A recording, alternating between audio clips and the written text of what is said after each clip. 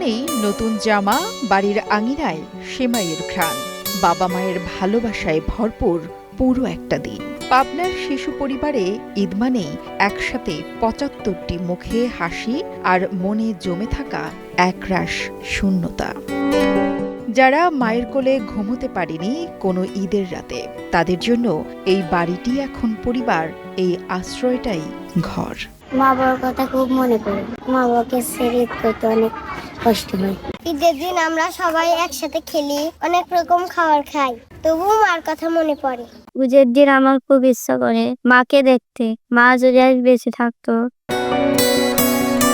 পাবনার শিশু পরিবার শুধু ছায়া নয়, এখানে রয়েছে পড়াশোনার সুযোগ, খেলাধুলা, নিয়মিত ধর্মীয় শিক্ষাও। আর ঈদের দিন থাকে বিশেষ আয়োজন, সবার জন্য নতুন জামা, আর দুপুরে গরুর মাংস দিয়ে পোলাও। জীবনের সব আয়োজন এখানে একসাথে। এই শিশুদের কারো মা নেই, কারো বাবা, কারো দুজনই অনুপস্থিত, তবুও তারা থেমে নেই। প্রতিষ্ঠান প্রধান ও স্টাফদের আন্তরিকতা আর সরকারের উদ্যোগে ছোট্ট এই পৃথিবীটা গড়ে উঠেছে ভালোবাসার আলোয়।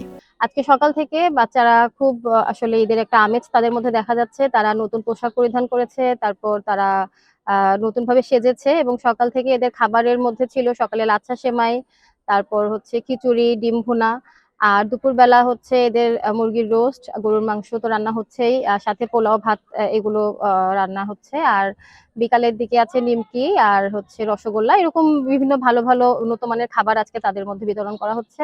এই ছোট ছোট মুখে হাজারো স্বপ্ন, চোখে জল না থাকলেও হৃদয়ের ভেতরে জমে থাকা মায়ের অভাবটাই ঈদের দিনে বেশি করে অনুভব হয়।